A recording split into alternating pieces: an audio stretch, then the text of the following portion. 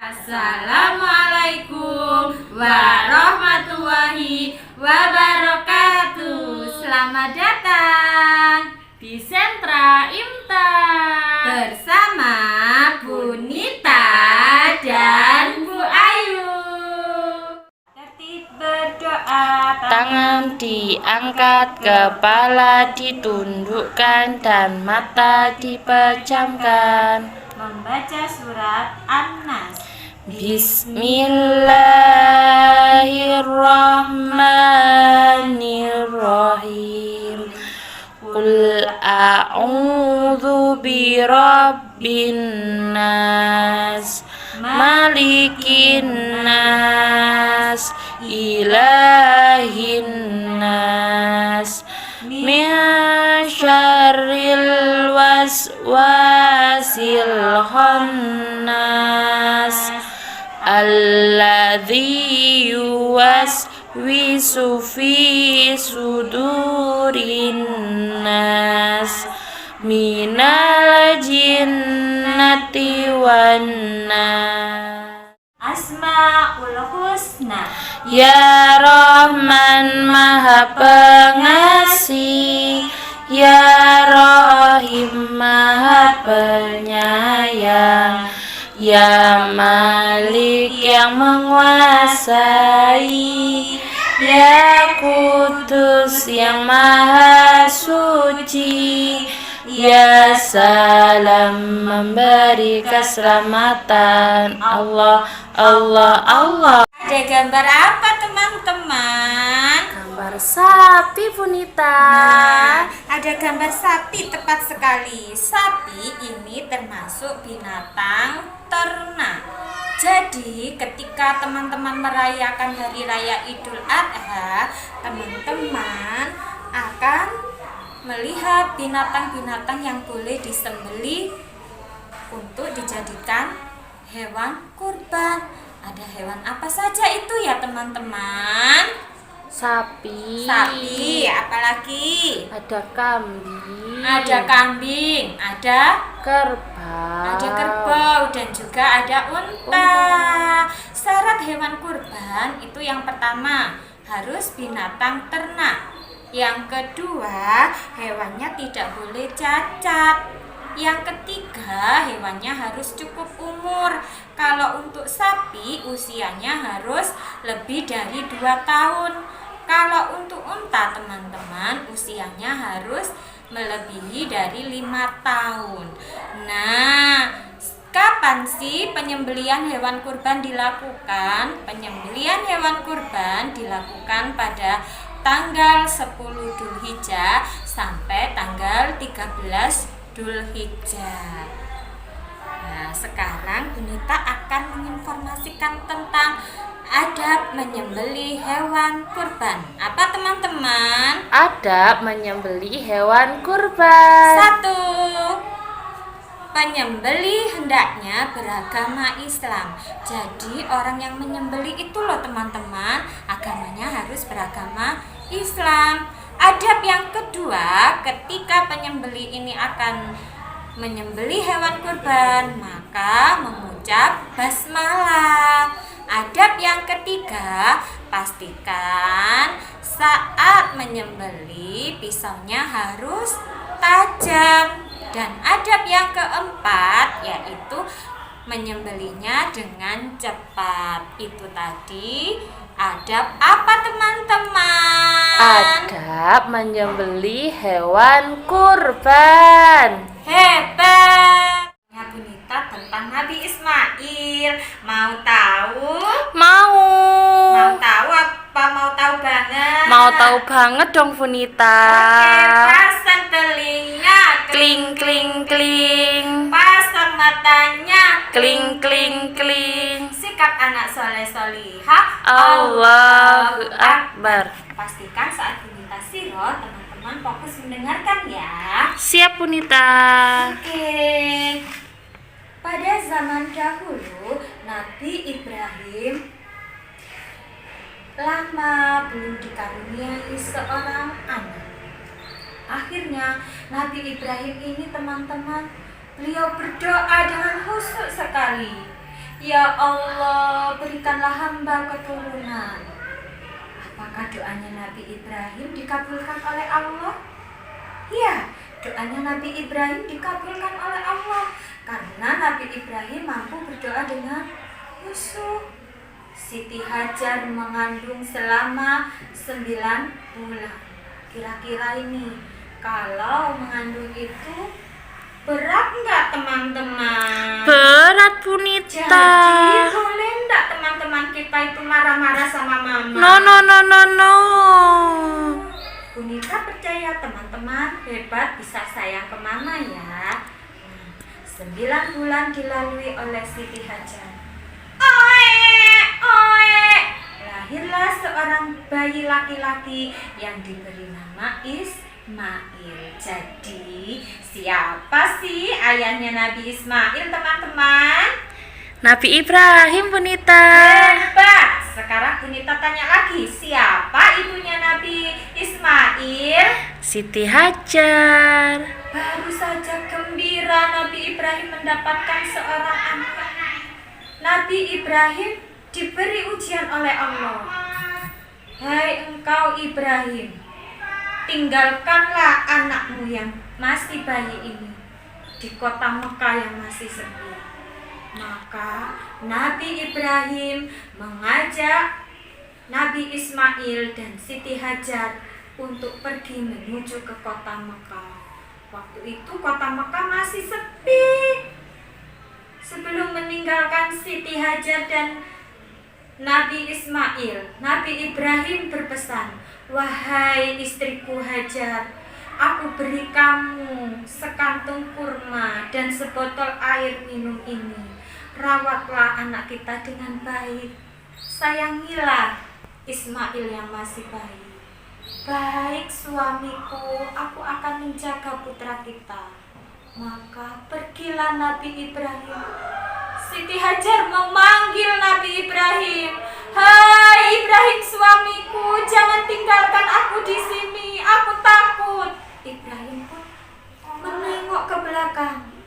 "Wahai Hajar istriku, ini perintah Allah. Aku harus melaksanakan. Baiklah." Akhirnya tinggal Siti Hajar dan Nabi Ismail yang berada di kota Mekah. Kurmanya dimakan oleh Siti Hajar, air minumnya juga diminum. Lama-kelamaan apa yang terjadi teman-teman? Habis Punita. Kurmanya dan air minumnya habis. Apakah Ibu Hajar bisa menyusui Nabi Ismail yang masih bayi? Tidak. Karena ibu menyusui itu butuh makanan dan juga minuman ya Bu Ayu ya? Iya Punita. Yang terjadi, Nabi Ismail menangis karena lapar. Apa yang dilakukan Ibu Hajar? Ibu Hajar berusaha mencari pertolongan teman-teman. Dia lari dari Bukit Sofa mencari pertolongan. Tolong! Apakah ada yang menolong Ibu Hajar? Tidak ada.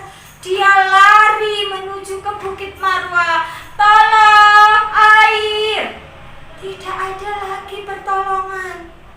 Yang terjadi, teriakan tangisan Nabi Ismail semakin keras. Ibu Hajar semakin panik. Larilah Ibu Hajar dari bukit apa teman-teman? Dari Bukit Sofa menuju ke Marwah selama 7 kali. Ini menjadi tuntunan dalam melaksanakan ibadah haji yang disebut sa'i. Dari Sofa ke Marwah. Nah, selanjutnya Ibu Hajar pun mendekati Nabi Ismail yang masih menangis. "Ismail, tenanglah anakku," dibelai dengan penuh kasih sayang. Atas izin Allah teman-teman, permisi ya teman-teman, ketika Nabi Ismail menangis, kakinya menghentakkan ke tanah. Subhanallah teman-teman, izinnya Allah, dari hentakan kakinya Nabi Ismail keluarlah mata air. Oleh Ibu Hajar, sumber air tadi digali, sehingga lama-lama air yang keluar semakin banyak. Dan air itu tadi diminumkan ke Nabi Ismail. Air itu diberi nama air Zam-Zam. Zam-Zam. Subhanallah, air Zam-Zam ini tidak akan pernah habis. Sejak saat itu, kota Mekah mulai ramai. Burung-burung berterbangan hinggap di sumur Zam-Zam, termasuk juga suku Jurhum. Mereka meminta izin kepada Ibu Hajar. Siti Hajar, bolehkah aku tinggal di sini untuk mengambil air Zam-Zam ini? Apakah boleh, teman-teman? Boleh. Karena Ibu Hajar orang yang baik, orang yang jujur. Selama 13 tahun, akhirnya Nabi Ibrahim menemui Ismail, datang ke kota Mekah. Hai Ismail anakku, dipeluklah Nabi Ismail yang sudah berusia 13 tahun. Siapa engkau? Aku ini ayahmu. Ayah, aku senang berjumpa dengan ayah. Saat malam hari, Nabi Ibrahim tertidur. Dalam tidurnya teman-teman, Nabi Ibrahim bermimpi bahwa dia diutus oleh Allah untuk menyembelih Ismail. Ketika bangun dari tidurnya, Nabi Ibrahim terlihat sedih. Ismail pun mendatanginya. Ayah, kenapa ayah terlihat sedih? Nak, tadi saat aku tertidur, aku bermimpi bahwa aku diutus oleh Allah untuk menyembelihmu. Apakah Nabi Ismail ketakutan dia akan disembelih? No. Sama sekali Nabi Ismail tidak takut. Siap ayah, aku siap. Sekarang pun aku siap. Maka Nabi Ibrahim mengajak Nabi Ismail untuk ke tengah lapangan. Disitulah takbir dikumandangkan. Gimana bacaan takbir? Yuk kita takbir bersama-sama ya. Allahu Akbar, Allahu Akbar, Allahu Akbar, La ilaha illallah, Allahu Akbar, Allahu Akbar, walillahilham. Lagi-lagi karena Nabi Ismail memiliki sikap bersih dan jujur, Allah menggantikan Nabi Ismail dengan seekor domba. Jadi yang disembelih itu apakah Nabi Ismail, Bu Ayu? No, tidak Punita. Tapi yang disembelih adalah Domba.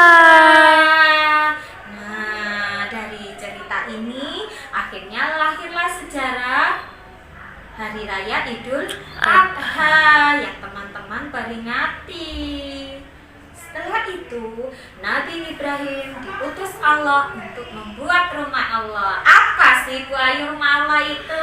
Baitullah atau Masjidil Haram. Ka'bah ya Bu Ayu. Iya, Punita. Nah, Nabi Ismail pun membantu Nabi Ibrahim dalam membangun Ka'bah. Nah, diangkatlah batu-batu dan Nabi Ibrahim lah yang meletakkan batu-batu ini. Ada salah satu batu, disitulah dimana Nabi Ibrahim menginjakkan kakinya di atas batu yang disebut namanya Makom Ibrahim. Itu tadi teman-temanku, cerita tentang Nabi siapa ya? Ismail. Dari cerita ini yang bisa kita ambil kesimpulan yaitu kita harus memiliki sikap bersih, sikap jujur, maka Allah akan melindungi kita. Minggu depan teman-teman akan diberi cerita lagi loh. Nah, kegiatan selanjutnya akan diinformasikan oleh Bu Ayu. Terima kasih Bu Nita. Hari ini Bu Ayu akan menginformasikan kegiatan di sentra IMTA. Nah, coba lihat di nampan Bu Ayu punya apa saja ya. Di sebelah sini Bu Ayu punya kelas. Nah, di kelasnya Bu Ayu ini ada tertempel sesuatu loh. Apa ya? Ada yang tahu? Itu angka, Bu Ayu. Ini angka, betul sekali Bu Nita, ini angka Arab namanya. Ini ada angka 1 dan selanjutnya ini ada angka 2 dalam bahasa Arab, angka 3, angka 4, dan angka 5.